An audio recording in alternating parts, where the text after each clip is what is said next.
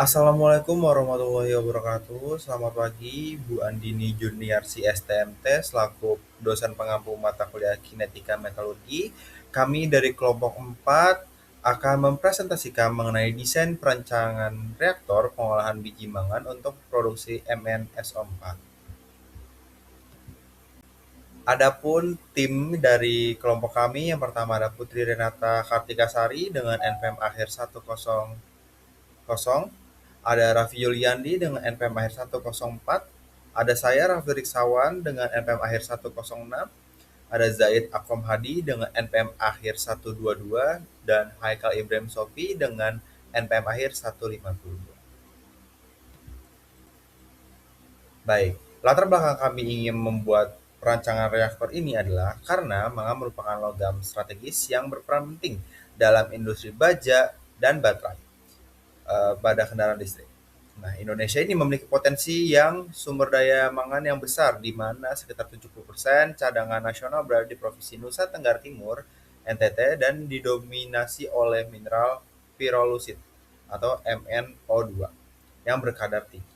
Nah, untuk mengolah biji tersebut, proses hidrometalurgi dipilih karena lebih hemat energi, biaya operasional lebih rendah, dan lebih ramah lingkungan dibandingkan pirometalurgi. Pada proses ini, MnO2 direduksi menggunakan gas SO2 dan dilarutkan dengan asam sulfat H2SO4 sehingga menghasilkan mangan sulfat atau MnSO2, MnSO4 yang banyak digunakan sebagai bahan baku industri baja dan baterai lithium ion. Berdasarkan potensi tersebut direncanakan pembangunan pabrik produksi MnSO4H2O.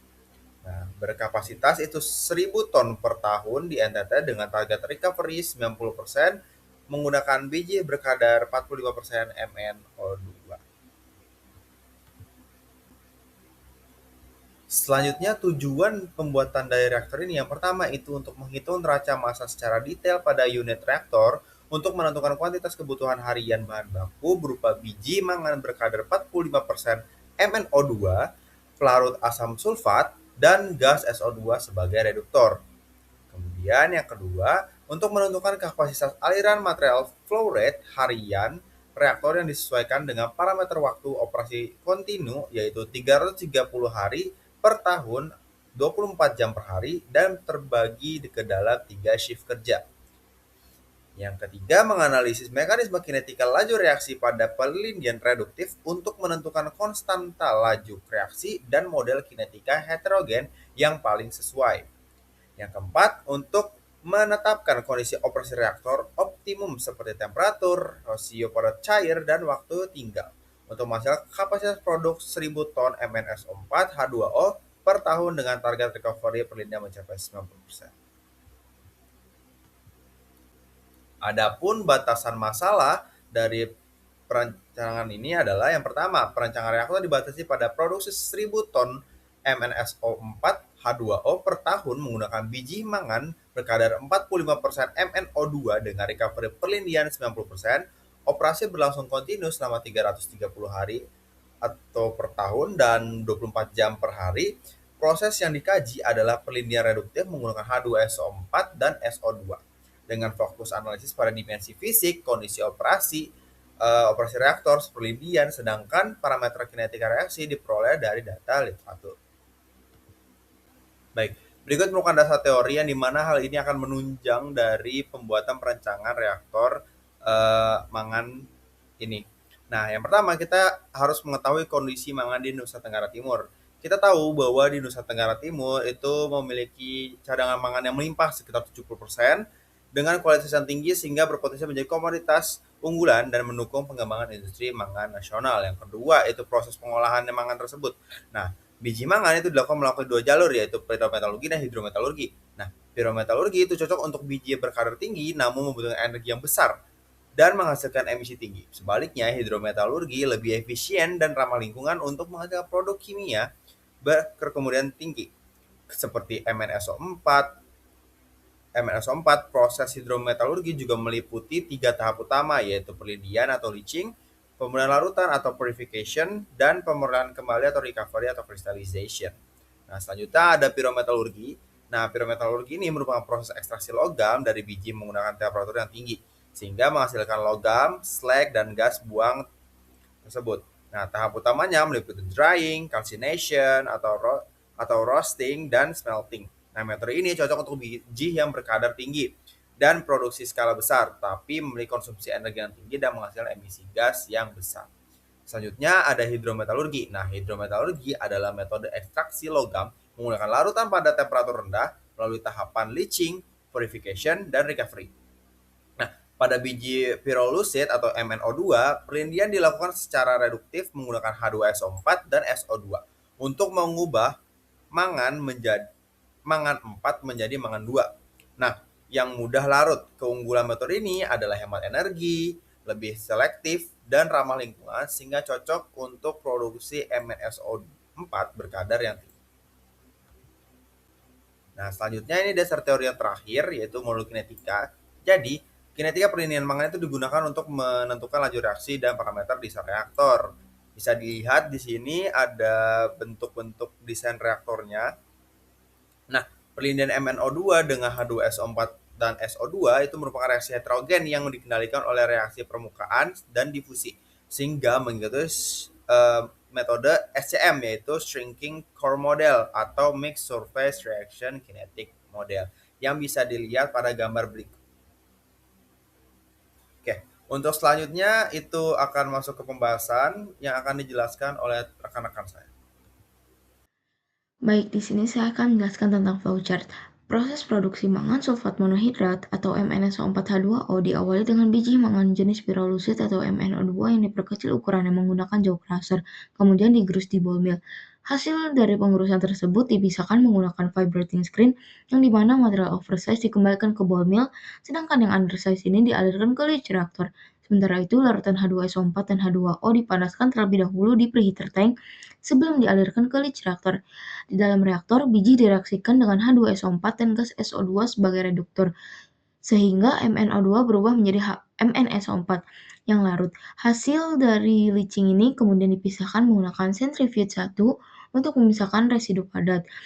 Lalu larutannya ini didinginkan di cooler sebelum dimurnikan di precipitation reaktor dengan penambahan NaOH 50% untuk mengendapkan pengotor.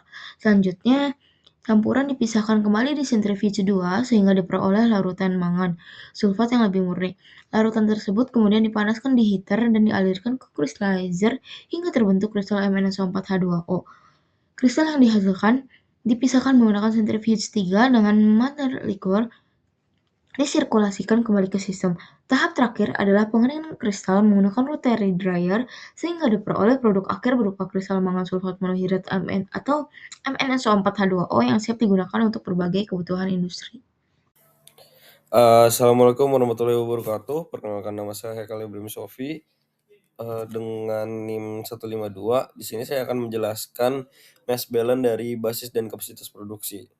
Dapat dilihat di sini tabel dari parameter kapasitas biji, lalu ada hasilnya, terus serta satuannya.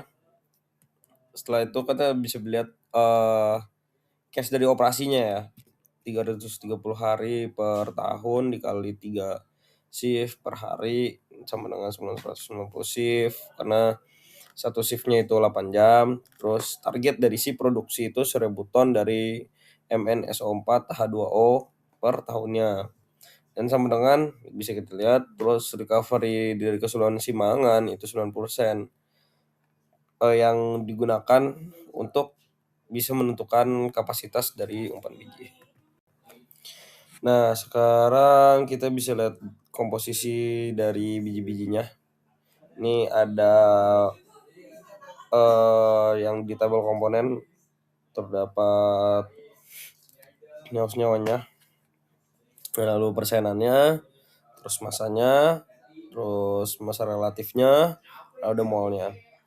Dan untuk jaw crusher dan ball mill itu bagian untuk mereduksi ukuran dan komposisinya tidak berubah. Outputnya kita bisa lihat sendiri. Terus mass balance preheater tank, rasio antara solid dan liquid itu 1:5. Lalu ada H2SO4 dengan dosis stoikiometri pelurutan motor plus excess 50%. Bisa lihat komponennya ada 2, terus masa inputnya, lalu ada masa outputnya, dan totalnya.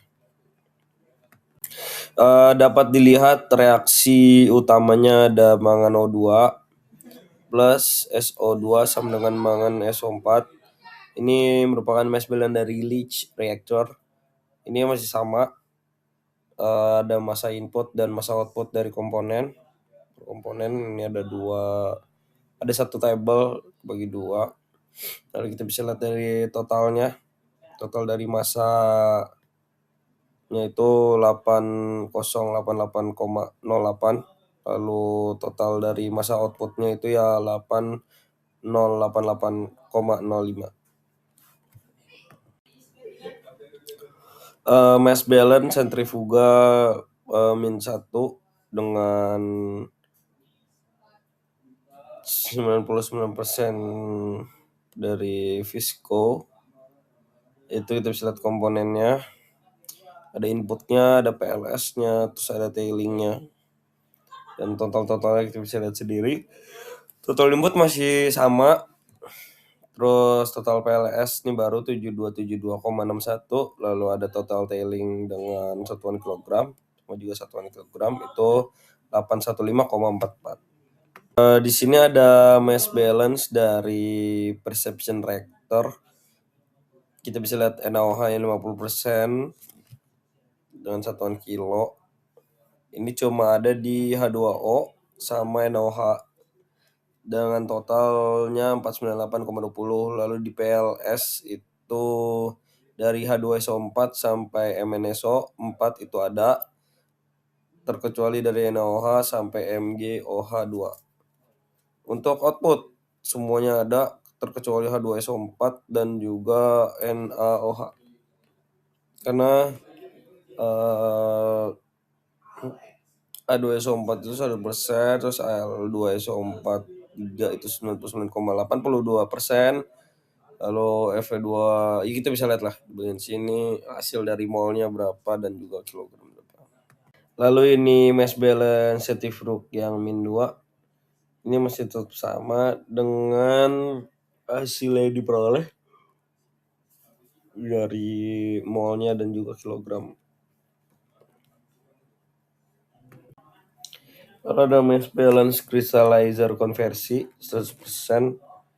Ini dengan perhitungan 0,2 dikali 0,233,08 dengan hasil 1246,62 kilo. Ini kita bisa lihat dengan komponen yang masih sama dengan penambahan input kilogram, terus ada uapnya dan kristal plus mother liquor. Oke, di mass balance rotary dryer kita bisa lihat komponennya.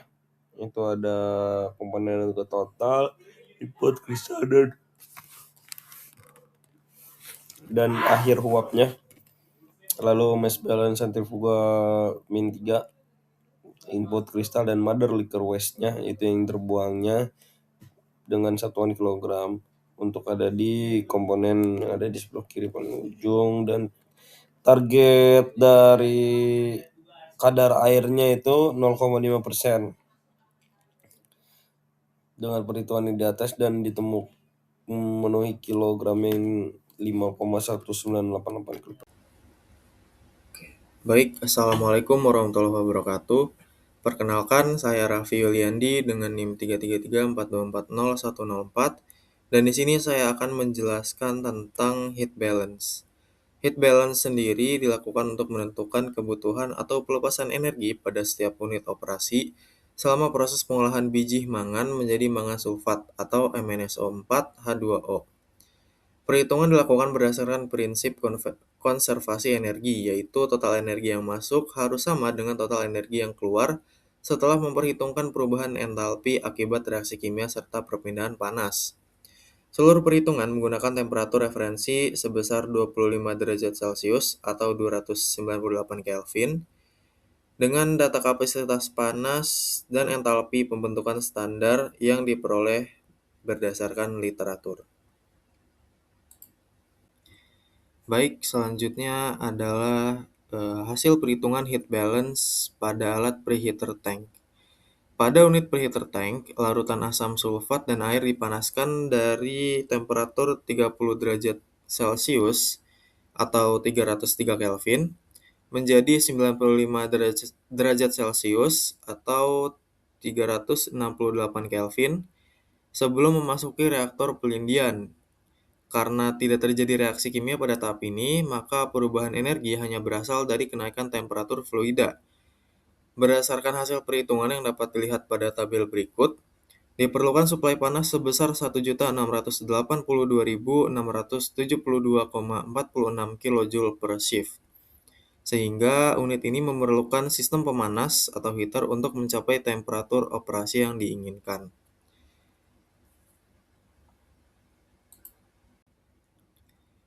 Baik, selanjutnya adalah hasil perhitungan heat balance dari Leach reactor atau reaktor pelindian. Dengan temperatur input sama dengan temperatur output, yaitu 95 derajat Celcius atau 368 Kelvin, yang beroperasi secara isotermal, sehingga perubahan energi terutama dipengaruhi oleh reaksi kimia yang terjadi selama proses pelindian. Reaksi utama antara MnO2 dan SO2 menghasilkan MnSO4 serta disertai beberapa reaksi antara pengotor dengan asam sulfat. Hasil perhitungan dari heat balance menunjukkan bahwa nilai Q yaitu sebesar minus 1.708.671,24 kJ per shift. Nilai negatif tersebut menunjukkan bahwa reaksi bersifat eksotermis, sehingga panas dilepaskan selama proses berlangsung. Maka dari itu, reaktor memerlukan sistem pendingin supaya temperatur operasi tetap stabil dan efisiensi pelindian dapat terus dipertahankan.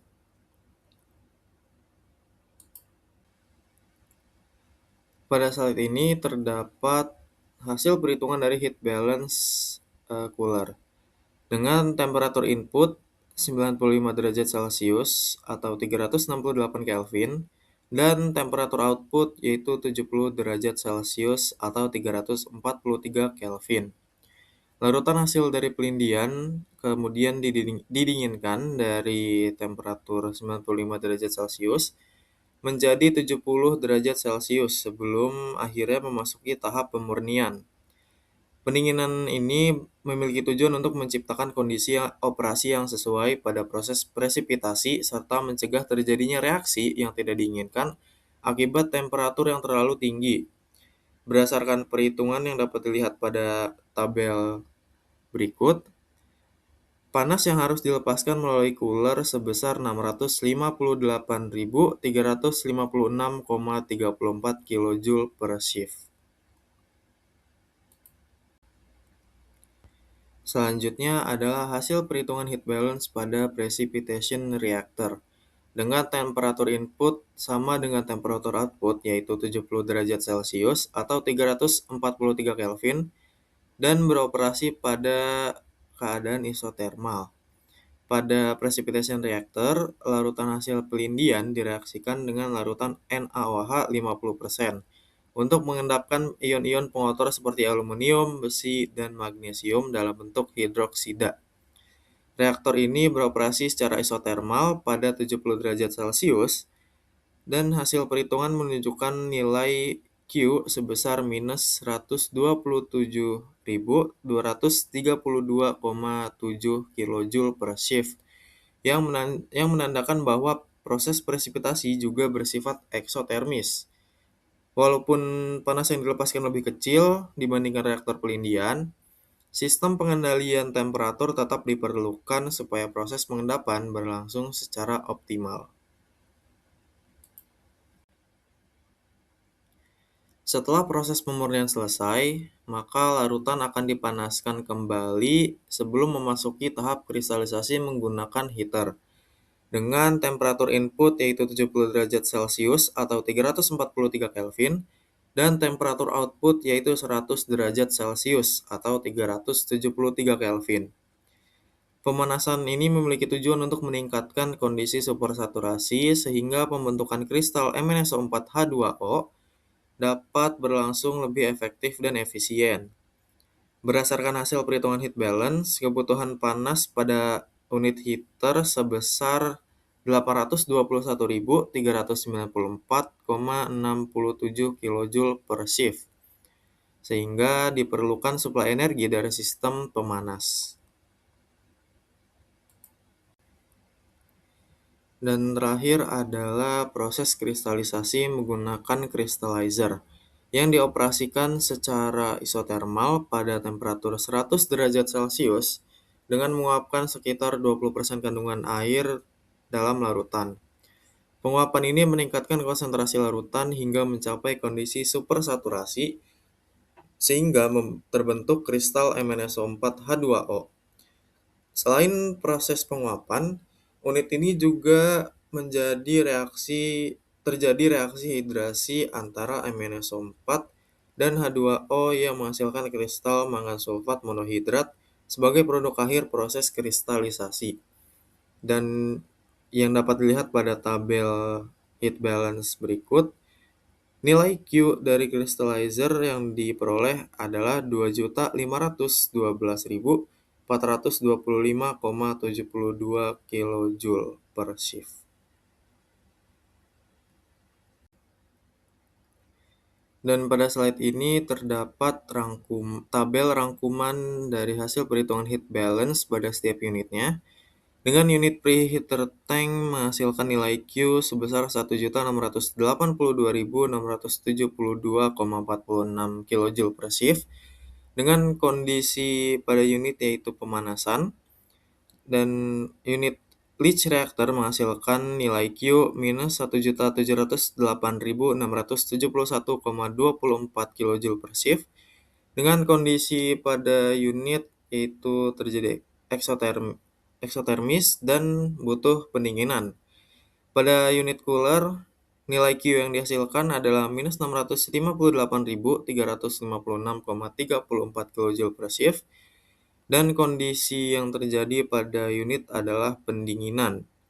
Pada precipitation reactor, menghasilkan nilai Q minus 127.232,7 kJ per shift dengan kondisi pada reaktor yaitu sedikit eksotermis, dan pada unit heater menghasilkan nilai Q 821.394,67 kJ per shift dan kondisi yang terjadi pada unit adalah proses pemanasan. Dan terakhir pada unit crystallizer menghasilkan nilai Q sebesar 2.512.425,72 kJ per shift dengan kondisi pada dalam unit yaitu dominan kalor laten. Assalamualaikum warahmatullahi wabarakatuh. Perkenalkan, saya Zaid Aqwam Hadi dengan NPM 333424012 yang akan membahas desain reaktor pada rumusan makalah kami. Jadi, perancangan dimensi reaktor itu diawali dengan menghitung volume slurry yang terbentuk dari percampuran larutan H2SO4, air, dan biji mangan.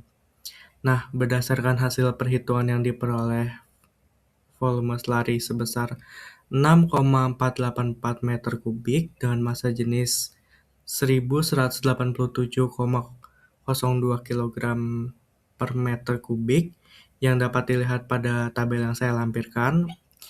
Dan untuk mengakomodasi ruang pengadukan, pembentukan lembung gas selama reaksi, serta mencegah terjadinya luapan, volume kerja reaktor ditetapkan sebesar 80% dari volume total dan ditambahkan allowance sebesar 10%, sehingga diperoleh volume desain reaktor sebesar 8,9155 meter kubik.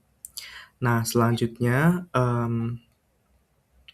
dengan menggunakan rasio tinggi terhadap diameter tinggi berbandingan dengan diameter sebesar 1,5 diperoleh diameter reaktor 1,9632 meter dan tinggi reaktor sekitar 2,94 meter. Berdasarkan tinggi slurry juga, tekanan hidrostatis yang bekerja pada dasar reaktor adalah 0,0529 atmosfer, sehingga tekanan desain menjadi 1,2634 atmosfer. Dari kondisi tersebut, dihitung ketebalan shell sebesar 0,1726 inci dengan diameter dalam reaktor sebesar 195,97 cm. Setelah dimensi shell diperoleh, dilakukan perancangan Torus spherical head sebagai penutup reaktor. Jadi perhitungannya dilakukan menggunakan tekanan desain dan diameter reaktor sehingga diperoleh ketebalan head sebesar 0,7475 inci. Diameter dalam head adalah 75,795 inci dengan tinggi head 13,183 inci serta strike flange sebesar 2,5 inci. Dimensi ini dipilih agar head mampu menahan tekanan operasi sekaligus memberikan kekuatan struktural yang memadai. Berikutnya dapat dilihat pada tabel hasil perhitungan dimensi bottom reaktor. Perancangan bottom menggunakan tipe conical bottom dengan sudut 60 derajat untuk mempermudah mengeluarkan slurry dari dalam reaktor. Nah, berdasarkan dari hasil perhitungan, diperoleh diameter bottom sebesar 59,44 inci, kedalaman bottom 22,31 inci, serta ketebalan knuckle sebesar 0,747 inci. Selain itu, volume bottom yang diperoleh adalah sekitar 34.877 inci kubik, sehingga desain ini diharapkan mampu menahan tekanan operasi sekaligus mendukung proses pengosongan reaktor secara efektif. Dapat dilihat pada tabel hasil perancangan pengaduk reaktor. Pengaduk menggunakan 3 buah blade yang dirancang untuk menghasilkan campuran slurry secara homogen dan meningkatkan kontak antara biji mangan, larutan H2SO4, dan gas SO2 selama proses penelitian. Nah, berdasarkan hasil perhitungan yang telah dilakukan, diperoleh diameter pengadukan sebesar 25,265 inci, lebar blade 6,316 inci, ketebalan blade 5,053 inci, dan jarak pengaduk dari dasar reaktor sebesar 18,948 inci. Nah, dimensi ini tuh dipilih agar proses pencampuran itu berlangsung secara efektif selama reaksi berlangsung. Dapat dilihat pada gambar di samping kanan ini. Itu adalah gambar reaktor yang telah kami buat. Jadi pada tampak luar, itu reaktor memiliki bentuk silinder vertikal yang dilengkapi dengan torus spherical head pada bagian atas dan conical bottom pada bagian bawah. Nah, selain itu, terdapat beberapa nozzle yang berfungsi sebagai jalur masuk dan keluar fluida, serta kaki penyangga yang menopang reaktor agar tetap stabil selama proses operasi. Pada tampak dalam, ditunjukkan di bagian tengah itu terdapat poros pengaduk yang dilengkapi dengan 3 buah blade untuk menghasilkan pencampuran slurry secara merata. Selain itu, terdapat pipa distribusi gas SO2 yang berfungsi mengalirkan gas ke dalam reaktor, sehingga kontak antara gas larutan H2SO4 dan biji mangan menjadi lebih efektif. Susunan komponen ini diharapkan dapat meningkatkan efisiensi selama proses peledian. Selanjutnya saya akan membahas atau menjelaskan spesifikasi alat yang digunakan pada rancangan reaktor yang telah kami susun. Jadi yang pertama ada alat crusher. Nah, crusher itu berfungsi untuk mereduksi ukuran biji menjadi ukuran yang lebih kecil sehingga dapat menjadi fit untuk proses grinding. Untuk spesifikasinya itu, jenis alat yang digunakan yaitu jaw crusher dengan model PE250x400 dengan jumlah alatnya itu 1 buah, kapasitas alatnya 20 ton per jam, dengan ukuran bukaan 250x400 mm, maksimum umpannya itu 200 mm, dan daya motor 15 kW, dan dimensinya itu 1430 mm kali 1310 mm dikali 1340 mm. Alat berikutnya itu adalah ball mill. Jadi ball mill ini mereduksi ukuran biji hasil crushing menjadi partikel yang lebih halus sehingga dapat melalui proses selanjutnya. Untuk ball mill itu kita menggunakan model P900 kali 1800 dengan jumlah alatnya itu 1, menggunakan kapasitas alatnya itu sebesar 2 ton per jam dengan kecepatan putaran 36 rotari per menit, dengan maksimum umpan kurang lebih 20 mm dan ukuran hasil yang didapat itu 0,075 mm sampai 0,89 mm dan mempunyai daya motor sebesar 18,5 kW. Dan alat berikutnya itu kita memakai vibrating screen. Jadi vibrating screen ini berfungsi untuk memisahkan partikel berdasarkan ukurannya. Nah, partikel yang berukuran lebih kecil itu akan jatuh melalui saringan. Nah, sedangkan partikel yang berukuran lebih besar itu akan dipisahkan dan kembali ke proses grinding. Jenis alat yang kita gunakan itu adalah Y-series vibrating screen dengan model 2YK1548. Jumlah alat yang digunakan itu 1 buah dengan kapasitas alat 0 sampai 160 ton per jam dengan ukuran umpan 0 sampai 200 mm dan memiliki dimensi sebesar 5000 mm kali 2900 mm dikali 2900 mm. Vibrating screen yang kita pakai juga memiliki daya motor sebesar 11 kW. Alat selanjutnya yang kita gunakan itu adalah preheater tank yang berfungsi untuk melarutkan asam sulfat dengan air yang kemudian dipanaskan untuk mencapai suhu optimal pada proses leach reaktor.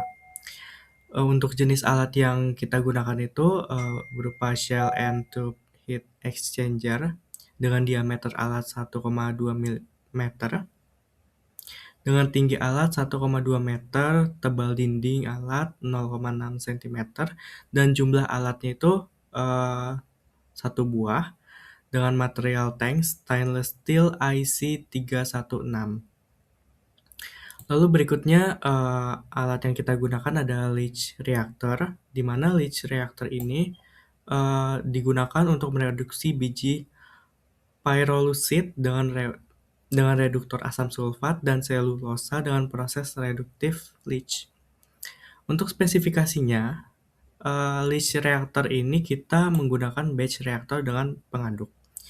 Kemudian kondisi operasionalnya itu dari temperatur 95 derajat Celcius dan pada tekanan 1 atmosfer dengan jumlah alat 1 buah, dan untuk dimensi yang kita pakai pada alat leach reactor itu diameternya 425,8 cm dengan tinggi 638,7 cm dengan ketebalan dinding 0,714 cm.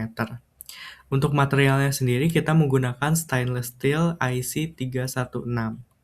Selanjutnya alat yang berikutnya adalah Centrifuge One. Centrifuge One ini berfungsi untuk memisahkan pregnant leach solution atau PLS hasil reaksi. Nah, untuk jenis alat Centrifuge One yang kita gunakan ini adalah sedimentation centrifuge, di mana kondisi operasinya itu pada temperatur 70 derajat Celcius dengan tekanan 1 atmosfer dengan jumlah alat 1 buah dan dimensinya itu dengan diameter 2,1 meter dengan tinggi 2,1 meter dan ketebalan dinding 0,5 cm. Untuk material yang kita gunakan sendiri itu adalah stainless steel 316L.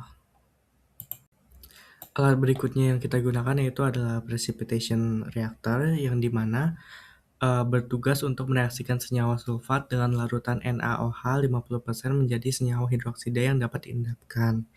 Untuk spesifikasinya, kita menggunakan agitation tank dengan jumlah 1 pada kondisi 70 derajat Celcius dan 1 atmosfer dengan diameter alatnya itu 200 mm dan volume maksimum yang dapat ditampung itu 260 meter kubik dan tekanan maksimum 35 MPa.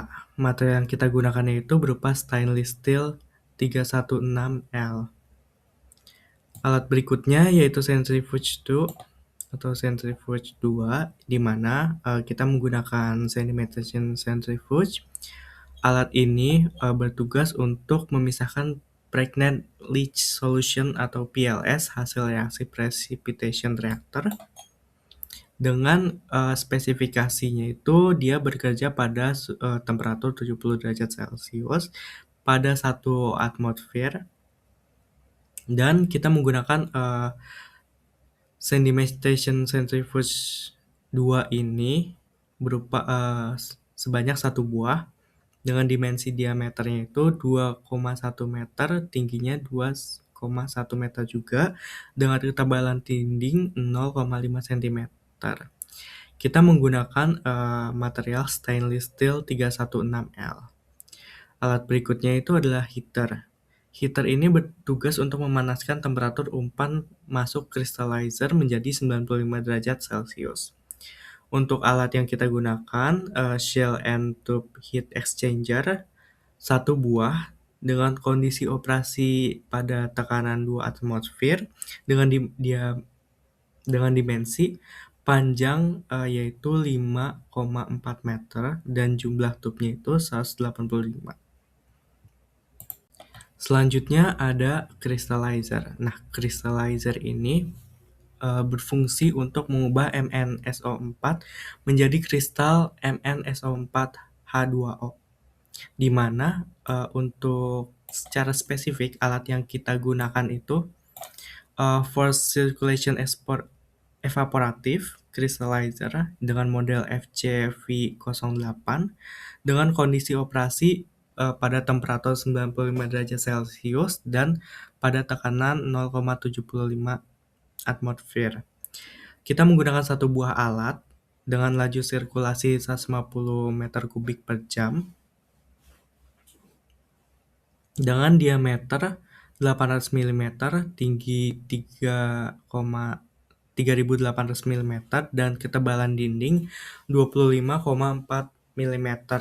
Dan material yang kita gunakan untuk crystallizer itu stainless steel 316L. Untuk centrifuge 3 dengan jenis alat sedimentation centrifuge yang kita gunakan itu sebanyak 1 buah dengan diameter 1,3 meter, panjangnya 1,9 meter dengan material stainless steel 316L. Dan alat terakhir yang kita gunakan itu adalah rotary dryer. Rotary dryer ini digunakan untuk menurunkan kadar air pada produk kristal MnSO4H2O. Jadi jenis alatnya itu kita menggunakan rotary dryer dengan model PLT 1.5 dengan spesifikasi alatnya itu 1,5 meter kali 15 meter. Kecepatan putarnya itu sekitar dari range 0,6 sampai 6 rotari per menit. Dengan jumlah alat 1 buah, kapasitas alatnya itu 3 sampai 5,5 ton per jam dengan ukuran umpan 0 sampai 200 mm dengan sudut pemasangan 1,5 derajat sampai 4 derajat dan memiliki daya motor sebesar 15 kW. Baik, di sini saya akan membacakan kesimpulan dari pembahasan yang telah dibahas oleh teman-teman saya. Jadi yang pertama, perancangan reaktor pelindungan reduktif untuk produksi 1000 ton MnSO4H2O per tahun memerlukan umpan biji mangan berkadar 45% MnO2 sebesar 1.269,95 ton per tahun atau 1.282,78 kg per shift dengan kebutuhan reagen berupa H2SO4 sebesar 405,11 kg per shift dan SO2 sebesar 391,40 kg per shift. Yang kedua, berdasarkan kondisi operasi kontinu selama 330 hari per tahun atau 24 jam per hari dan 3 shift per hari, kapasitas aliran material telah ditentukan sehingga mampu mendukung target produksi yang telah direncanakan secara berkesinambungan. Yang ketiga, analisis kinetika menunjukkan bahwa proses perlindungan reduktif MnO2 dengan media H2SO4 SO2 Itu menggunakan mekanisme reaksi heterogen yang dapat dijelaskan menggunakan shrinking core model atau SCM atau mixed surface reaction kinetic model, di mana laju reaksi dipengaruhi oleh reaksi pada permukaan partikel dan perpindahan massa secara simulan. Yang keempat, kondisi operasi yang dipilih meliputi penggunaan pelarut asam sulfat, reduktor SO2, serta pengaturan parameter operasi seperti temperatur, rasio padat cair, dan waktu tinggal mampu menghasilkan recovery free-nya sebesar 90% dan produk akhir MnSO4H2O dengan kemurnian sekitar 97,33%, sehingga berpotensi digunakan sebagai bahan baku industri baterai.